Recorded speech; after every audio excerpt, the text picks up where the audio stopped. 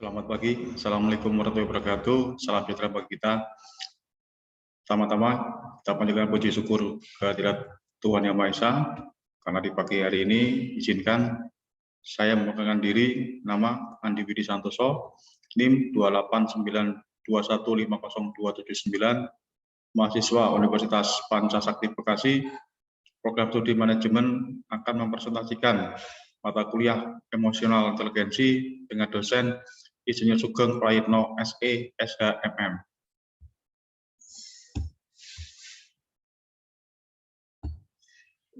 Pertama-tama kita akan mengetahui apa itu emosional inteligensi. Kecerdasan emosional dalam bahasa Inggris emotional intelligence disingkat EI adalah kemampuan seseorang untuk menerima, menilai, mengelola serta mengontrol emosi dirinya dan orang lain di sekitarnya. Dalam hal ini, emosi mengacu pada perasaan terhadap informasi akan satu hubungan. Sedangkan kecerdasan intelijen mengacu pada kapasitas untuk memberikan alasan yang valid akan suatu hubungan. Kecerdasan emosional atau EQ belakangan ini dinilai tidak kalah penting dengan kecerdasan intelektual atau EQ. Jadi ada perbedaan antara EQ dan EQ. Sebuah penelitian mengungkapkan bahwa kecerdasan emosional 2 kali lebih penting daripada kecerdasan intelektual dalam memberikan kontribusi terhadap kesuksesan orang. Pengertian teori kecerdasan emosi. Beberapa tokoh mengemukakan tentang teori kecerdasan emosional antara lain Mayer dan Soloway dan Daniel Goleman. Soloway dan Mayer mendefinisikan kecerdasan emosional atau yang sering disebut dengan EQ sebagai himpunan bagian dari kecerdasan sosial yang melibatkan kemampuan memantau perasaan sosial yang melibatkan kemampuan pada orang lain, memilah-milah semuanya dan menggunakan informasi ini untuk membimbing pikiran dan tindakan. Menurut Goleman, kecerdasan emosional adalah kemampuan seseorang mengatur kehidupan emosinya dengan inteligensi, to manage our emotional life with intelligence, menjaga keselarasan emosi dan pengungkapannya, the appropriate of emotional and expression, mulai keterampilan kesadaran diri, pengendalian diri, motivasi diri, empati, dan keterampilan sosial. David Webster dalam buku berjudul Kecerdasan Kesehatan Emosional Anak, menurutnya kecerdasan adalah kemampuan sempurna atau komprehensif seorang untuk berperilaku terarah, berpikir logis, dan berinteraksi secara baik dengan lingkungannya. Sejak tahun 1940, David Webster mengisyaratkan akan adanya unsur intelektual dan non-intelektual yang dikandung dalam akal, yaitu unsur emosi dan faktor-faktor pribadi dan sosial. Menurut Davis dan rekan-rekannya menjelaskan bahwa intelijen emosi adalah kemampuan seseorang untuk mengendalikan emosi dirinya sendiri dan orang lain, membedakan satu emosinya dengan lainnya, dan menggunakan emosi tersebut untuk menuntun proses berpikir serta berperilaku seseorang. Mereka mengemukakan bahwa kemampuan ini suatu yang amat penting dalam kemampuan psikologi seseorang. 5 dasar kemampuan menurut teori Daniel Goleman. Yang pertama, mengenali emosi diri. Mengenali emosi diri ini sendiri merupakan suatu kemampuan untuk mengenali perasaan sewaktu perasaan itu terjadi. Yang kedua, mengelola emosi. Mengelola emosi merupakan kemampuan individu dalam menangani perasaan agar dapat terungkap dengan tepat, sehingga tercapai keseimbangan dalam diri individu. 3, memotivasi diri sendiri. Meraih prestasi harus dimulai dengan dimilikinya motivasi dalam individu, yang berarti memiliki ketekunan untuk menahan diri terhadap kepuasan dan mengendalikan dorongan hati, serta mempunyai perasaan motivasi yang positif, yaitu antusiasme, gairah, optimis, dan kekayaan diri. Yang keempat, mengenali emosi diri. Kemampuan ini untuk mengenali emosi orang lain disebut juga empati. Menurut Goleman, kemampuan seseorang untuk mengenali orang lain atau peduli menunjukkan kemampuan empati seseorang. Yang kelima, membina hubungan. Kemampuan dalam membina hubungan merupakan suatu keterampilan yang menunjang popularitas, kepemimpinan, dan keberhasilan antar sesama. Dan faktor-faktor yang mempengaruhi kecerdasan emosi menurut Goleman. A. Faktor internal. Faktor internal ini adalah yang ada dalam diri individu yang mempengaruhi kecerdasan emosi. Faktor internal ini memiliki 2 sumber, yaitu segi jasmani dan segi psikologi. Yang kedua, faktor eksternal. Faktor eksternal adalah stimulus dan lingkungan di mana kecerdasan emosi berlangsung. Faktor eksternal ini meliputi 1, stimulus itu sendiri. Kejenuhan itu merupakan salah satu faktor yang mempengaruhi keberhasilan seseorang.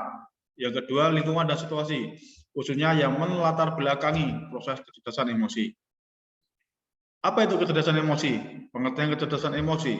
Kecerdasan emosi atau yang bisa dikenal dengan EQ, bahasa Inggrisnya Emotional Quotient, adalah kemampuan seseorang untuk menerima, menilai, mengelola, serta mengontrol emosi dirinya dan orang lain di sekitarnya. Dalam hal ini, emosi mengacu pada perasaan terhadap informasi akan suatu hubungan. Sedangkan kecerdasan atau intelijen mengacu pada kapasitas untuk memberikan alasan yang valid akan suatu hubungan. Sebuah penelitian mengungkapkan bahwa kecerdasan emosi 2 kali lebih penting daripada kecerdasan intelektual dalam memberikan kontribusi terhadap kesuksesan seseorang. Menurut Maliki 2009 pasal 15. Menurut psikologi yang lainnya, yaitu Baron, Goleman bukunya di tahun 2000 halaman 180 mendefinisikan kecerdasan emosi sebagai serangkaian kemampuan pribadi, emosi, dan sosial yang mempengaruhi kemampuan seseorang untuk berhasil dalam mengatasi tuntutan dan tekanan lingkungan. Solovey dan Mayer mendefinisikan kecerdasan emosi, EQ adalah himpunan bagian dari kecerdasan sosial yang melibatkan kemampuan memantau perasaan sosial, yang melibatkan kemampuan pada orang lain, memilah-milah semuanya, dan menggunakan informasi untuk membimbing pikiran dan tindakan. Shapiro, bukunya tahun 1998, halaman 8. 5 wilayah kecerdasan emosi menurut Goleman. Yang pertama, kemampuan mengolah emosi. Meski sedang marah, orang yang mampu mengolah emosinya akan mengendalikan kemarahannya dengan baik, tidak teriak-teriak atau bicara kasar. Yang kedua, kemampuan memotivasi diri, mampu memberikan semangat pada diri sendiri untuk melakukan sesuatu yang baik dan bermanfaat, punya harapan dan optimisme yang tinggi sehingga memiliki semangat untuk melakukan suatu aktivitas. Kemudian kemampuan mengenali emosi orang lain, mengerti perasaan dan kebutuhan orang lain sehingga orang lain berasa senang dan dimengerti perasaannya. Yang keempat, kemampuan membina hubungan. Bagaimana kita mengelola emosi orang lain sehingga tercipta keterampilan sosial yang tinggi dan membuat pergaulan lebih luas. Kemampuan ini cenderung mendorong kita untuk punya teman, pandai bergaul dan populer. Yang nomor 5, emosi berkaitan dengan perubahan fisiologis dan berbagai pikiran. Jadi, emosi merupakan salah satu aspek penting dalam kehidupan manusia. Karena emosi dapat merupakan motivator, perilaku dalam arti meningkatkan, tapi juga dapat mengganggu perilaku intensional manusia. Menurut Prawitasari tahun 1995. Jadi dapat diartikan bahwa kecerdasan emosi atau emotional quotient atau EQ meliputi kemampuan mengungkapkan perasaan, kesadaran, serta pemahaman tentang emosi dan kemampuan untuk mengatur dan mengendalikannya. Sedangkan kecerdasan emosi dapat juga diartikan sebagai kemampuan mental yang membantu kita mengendalikan dan memahami perasaan-perasaan kita dan orang lain yang menuntun kepada kemampuan untuk mengatur perasaan-perasaan tersebut. Pentingnya kecerdasan emosi. Kenapa? Karena menurut Alan Motigwes, Peter Solovek, dan Jack Mayer pada tahun 1990, kecerdasan emosi EQ meliputi 1.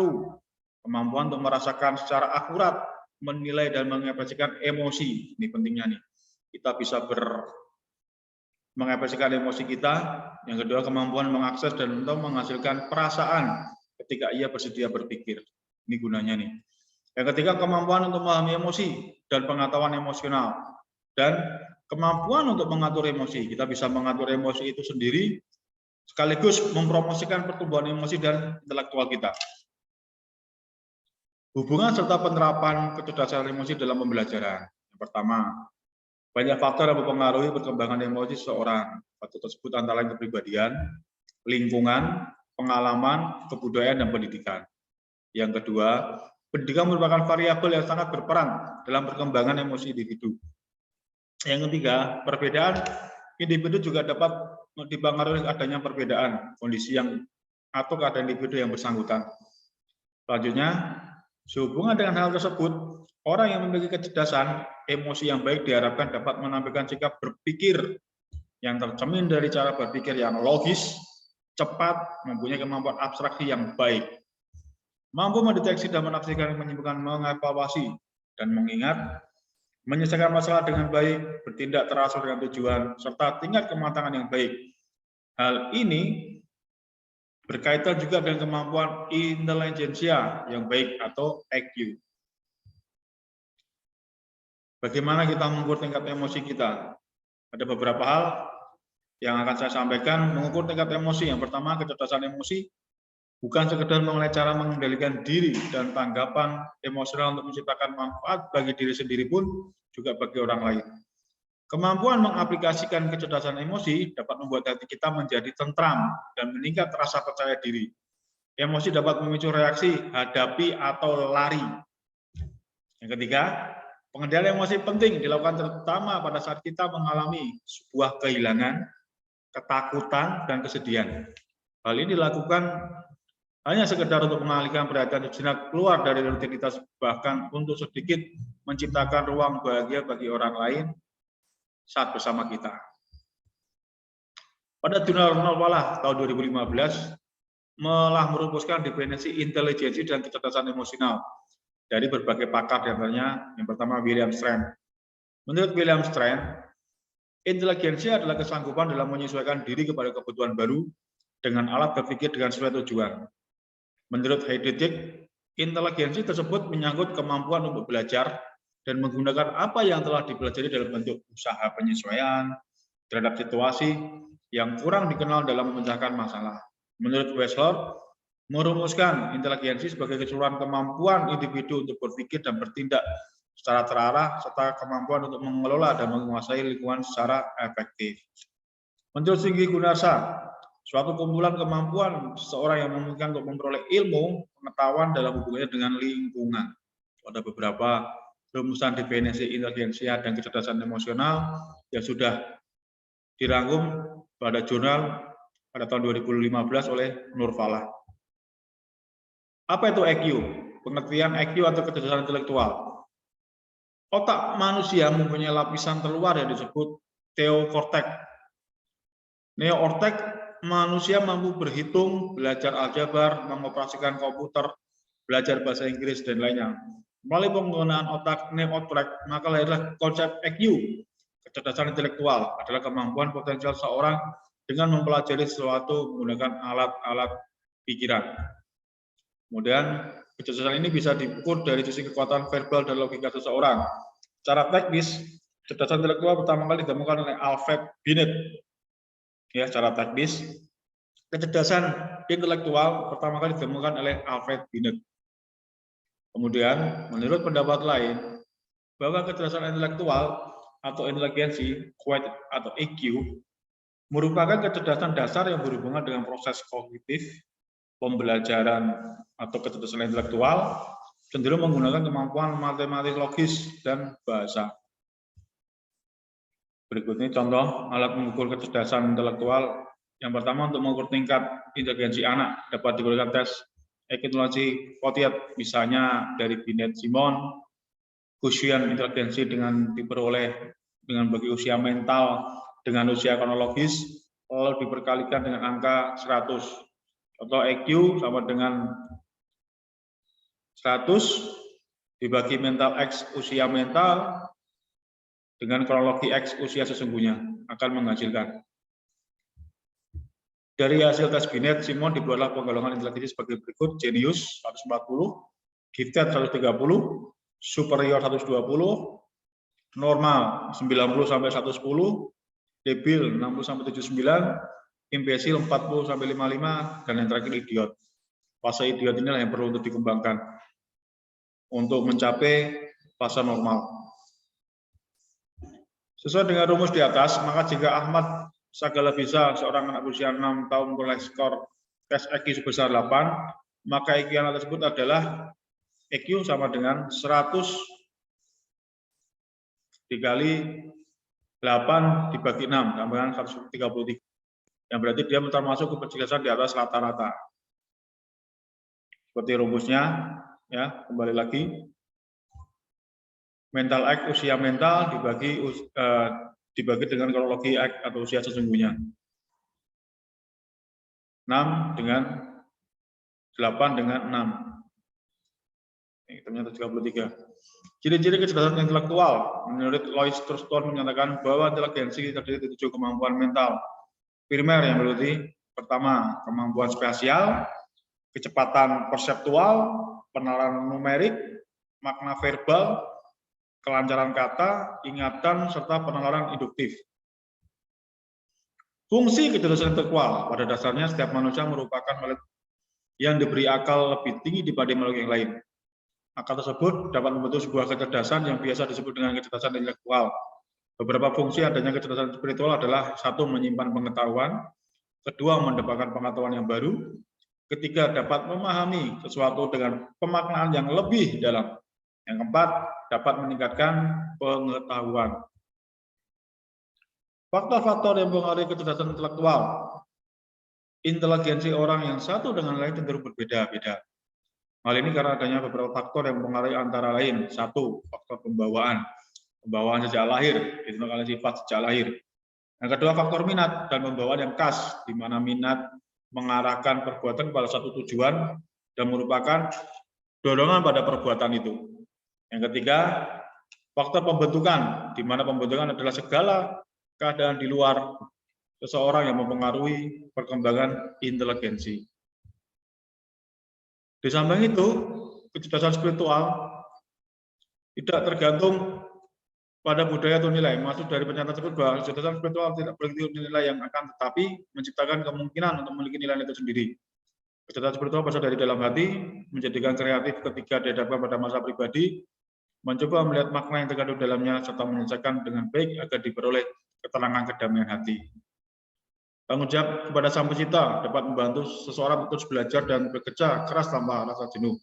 Allah memberi siapa saja yang beridho kepadanya melalui jalan-jalan keselamatan dan membawa mereka dengan izinnya keluar dari kegelapan menuju cahaya. Indikasi ciri-ciri kecerdasan spiritual. Menurut Zuhar dan Masal, ada 9 tanda orang yang memiliki kecerdasan spiritual, yaitu sebagai berikut. Yang pertama, kemampuan bersifat fleksibel. Orang yang mempunyai kecerdasan spiritual ditandai dengan sikap hidup yang fleksibel atau bisa luas dalam menghadapi persoalan. Fleksibel berarti memiliki pengetahuan yang luas dan mencerminkan sikap dari hati yang tidak kaku. Yang kedua, derajat kesadaran diri yang tinggi. Orang yang mempunyai tinggi kesadaran yang tinggi berarti ia mengenal dengan baik siapa dirinya. Orang yang demikian lebih mudah mengendalikan diri dalam berbagai situasi dan keadaan, termasuk dalam mengendalikan emosi. Yang ketiga, kecakapan untuk menghadapi penderitaan. Tidak banyak orang yang menghadapi penderitaan dengan baik. Pada umumnya, manusia mengeluh, kesal, marah, atau bahkan putus asa ketika dihadapkan dengan penderitaan. Kecakapan untuk mencapai rasa takut. Ya, kecakapan untuk menghadapi rasa takut. Setiap orang pasti punya rasa takut, entah sedikit atau banyak, takut terhadap apa saja, termasuk menghadapi kehidupan. Dalam menghadapi rasa takut ini, tidak sedikit dari manusia yang dijangkiti oleh rasa khawatir yang berlebihan, bahkan berkepanjangan. Padahal ini takutkan, itu belum tentu terjadi. Takut menghadapi kemiskinan, dapat membuat seorang lupa terhadap hukum dan nilai, sehingga orang tersebut menghalalkan segala cara untuk mendapatkan uang.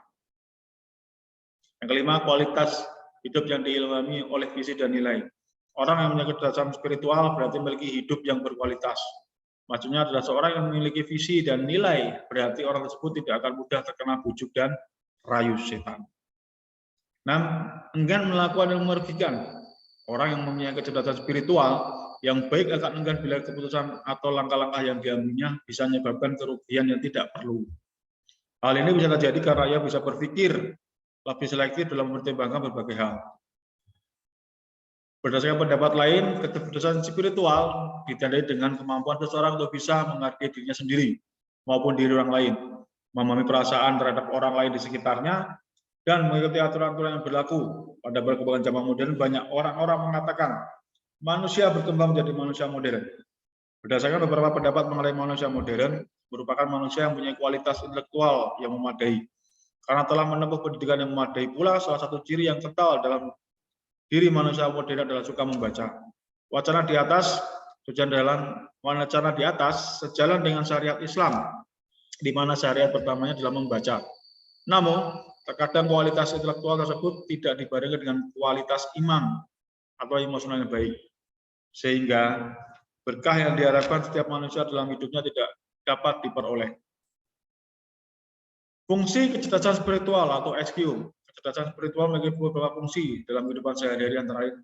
Yang pertama, Dengan memiliki kecerdasan spiritual, seseorang dapat mengatasi masalah yang terjadi. Kedua, dapat mengatasi kesedihan. Yang ketiga, dapat memaknai setiap masalah yang terjadi sebagai ujian yang diberikan oleh Tuhan. Faktor-faktor yang mempengaruhi kecerdasan spiritual dalam perkembangannya, kecerdasan spiritual dipengaruhi beberapa faktor yang dapat mempengaruhi antara lain. Yang pertama, keberhasilan seseorang dalam mengembangkan beberapa bagian dari dirinya sendiri, pendidikan yang diberikan oleh keluarga sejak kecil, dan yang terakhir, lingkungan sekitar yang dapat memberikan pengaruh terhadap keadaan spiritual seseorang. Sekian presentasi dari saya mengenai emotional intelligence. Perlu dan pentingnya kita dapat mengolah kecerdasan emosi kita yang berguna bagi kita dan bermanfaat bagi orang lain. Sekian dan terima kasih.